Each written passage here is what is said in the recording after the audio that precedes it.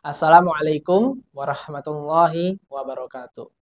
Alhamdulillah, assalatu wassalamu ala asrofil anbiya wal mursalin wa ala alihi wa ashabi ajmain. Asyhadu an la ilaha illallah wa asyhadu anna Muhammadan abduhu wa rasuluh la nabiyya ba'dah.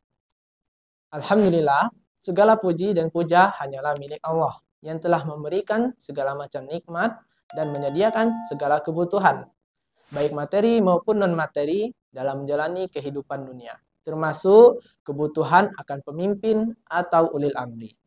Salawat dan salam semoga senantiasa kita curahkan kepada Nabi Muhammad Shallallahu Alaihi Wasallam. Beliau figur terbaik yang layak menjadi contoh dan teladan bagi umat manusia dalam menjalani kehidupan pribadi, keluarga, masyarakat, dan bernegara. Termasuk dalam hal ini, beliau juga menjadi contoh dalam hal kepemimpinan. Kaum muslimin jamaah yang berbahagia, pemimpin adalah orang yang diserahi amanat atau dipercayakan untuk mengatur, membimbing, menyelesaikan, dan mengurus segala keperluan atau kebutuhan hidup secara bersama atau bermasyarakat. Mengingat pentingnya kedudukan pemimpin dalam Islam, maka pemimpin haruslah dipilih dan diseleksi. Pemimpin diserahkan kepada orang yang memiliki kemampuan memimpin. Tidak boleh sembarang memilih. Tidak boleh memilih pemimpin yang lemah dan tidak cakap dalam memimpin. Sebab posisi pemimpin sangat menentukan arah perjalanan umat. Salah memilih pemimpin, maka hancurlah sebuah masyarakat. Sebagaimana sabda Nabi Muhammad SAW, apabila sesuatu urusan diserahkan kepada bukan ahlinya, maka tunggu saat kehancurannya. Sebagaimana sabda beliau, akan datang masa-masa yang penuh dengan penipuan, di mana ketika itu pendusta dibenarkan, sedangkan orang yang jujur malah didustakan. Pengkhianat dibenarkan, sedangkan orang yang jujur justru dianggap sebagai pengkhianat. Dan pada saat itu Ruwaibido ikut berbicara. Mungkin ada yang bertanya, apa itu Ruwaibido? Ruwaibido adalah orang bodoh yang turut campur dalam urusan kepemimpinan, dalam urusan masyarakat luas. Tentu kita tidak ingin Ruwaibido berada di tengah-tengah kita. Maka kita perlu mengetahui apa saja karakteristik pemimpin yang layak mengurus masyarakat Indonesia ini. Hadirin jamaah yang arsyadakumullah, dalam hal ini Syekh Abdul Qadim Az-Zallum menyebutkan 5 karakteristik yang harus dimiliki oleh seorang pemimpin. Yaitu yang pertama adalah berkepribadian kuat. Seorang pemimpin harus kuat, tidak lemah. Orang lemah tidak pantas untuk dijadikan pemimpin. Abu Dzar berkata kepada Rasulullah, "Wahai Rasulullah, tidak akan engkau mengangkatku menjadi seorang penjabat?" Rasulullah menepuk pundakku dan berkata, "Wahai Abu Dzar, kamu adalah orang yang lemah. Sesungguhnya orang yang lemah tidak pantas menjadi pemimpin. Dan pemimpin ini dan jabatan ini adalah amanah. Karena pada hari pembalasan kelak akan menjadi sesalan atau penghinaan dan penghinaan. Kecuali orang yang mengambil sesuai dengan haknya dan menunaikan kewajiban dalam kepemimpinannya." Kuat dan lemah yang dimaksud dalam hadis ini adalah kekuatan kepribadian, yakni bagaimana pola pikir dan pola sikapnya, Islami atau tidak. Baiklah yang kedua yaitu adalah bertakwa. Seorang pemimpin harus memiliki sifat takwa pada dirinya, baik secara pribadi maupun hubungannya dengan tugas dan memelihara tanggung jawab pada urusan rakyat.